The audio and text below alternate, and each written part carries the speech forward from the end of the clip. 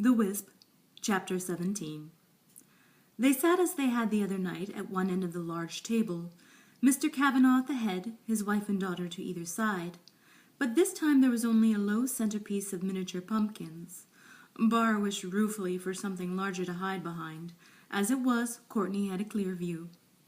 "Is dinner okay?" she asked. "It's good." Bara did not lift her eyes from the plate. Dutifully she ate, but she could have been eating paper. Her taste buds didn't seem to be working. Mr. Kavanagh sensed something was wrong. "Are you feeling okay?" he asked. Bara snuck a glance at her stepmother. Courtney wasn't all that interested in her food either.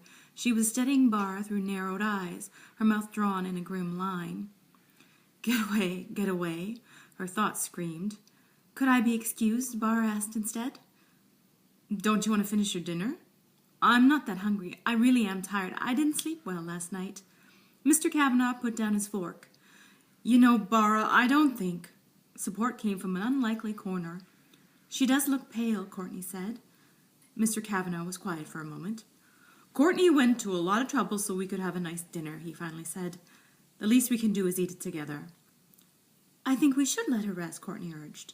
Mr. Kavanagh looked at Bara and then Courtney. He let out a surrendering sigh. "All right then, but we will see you for breakfast." Bara got up from the table. Not looking in Courtney's direction, she wished her a good evening. She kissed her father on the cheek and left the dining room. She walked slowly until out of sight, and then ran up the stairs, down the hall, and to her room. The Pink Palace was waiting. Bara crossed to the dresser. It wasn't the best hiding place, but it would have at least slowed Courtney down. She moved some pink argyle socks aside. Where on earth did Courtney find pink argyles? The diary was still there. Bara grabbed her bag from the chair, slipped it inside, and turned to leave. This time she heard the footsteps coming down the hall. Quickly she removed the diary from the bag and put it back into the drawer. When Courtney entered the room, Bara was in the next drawer down. She pulled out some pajamas at random. They were, of course, pink. Courtney took but one step inside. "Your father asked me to check in on you. Can I get you anything?" Bara held up the pajamas. "I think I'll just have a shower and go to bed." "Just the same, I'll get you some tea with honey." Bara thanked her stepmother and, thankfully, she left. Figuring Courtney would be listening for the sound of running water, Bara then took a shower and redressed.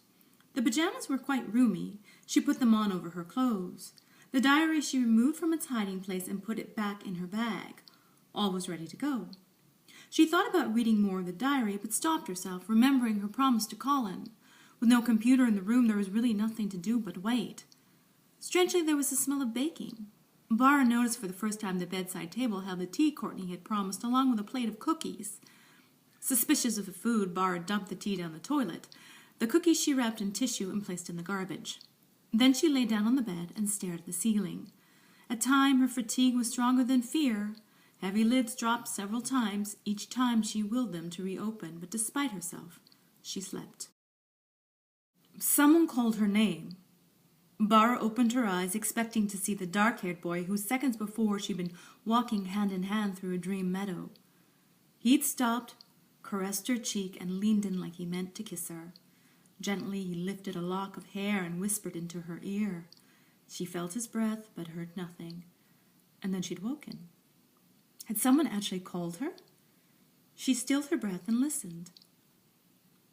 Not a sound. The bedside table said it was well after 11. Her father always went to bed early. Would Courtney be with him? There was no way of knowing. All Bara knew was the house was quiet. She got out of bed and took off the pajamas. An empty stomach rumbled, and she almost grabbed the cookies from the wastebasket.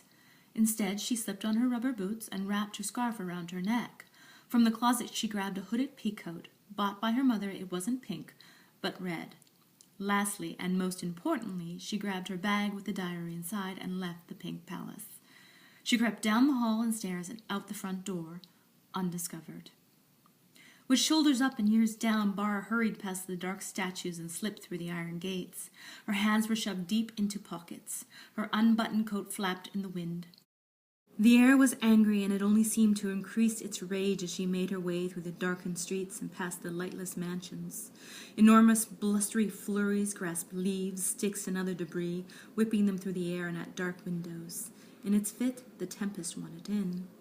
Hanging miles above her head, heavily soiled cotton clouds held suspended torrents. Before long, the wind would wring out the wet. Bara gave a silent prayer the rain would hold off long enough for her to reach Colin in his dry dorm room and entered the parkland. She passed through a thick set of trees into greater darkness. Strangely, she only felt all the more exposed. The Wisp is published on Amazon.com. Also available on Amazon is Monsters, Real and Imagined, Tragic, Frightening, and Funny, All Too Brief, a collection of short stories and poetry. Strays, a collection of short stories and philosophical love poems, and Tattoo, Calling All Soldiers Home, a collection of poems in brevity.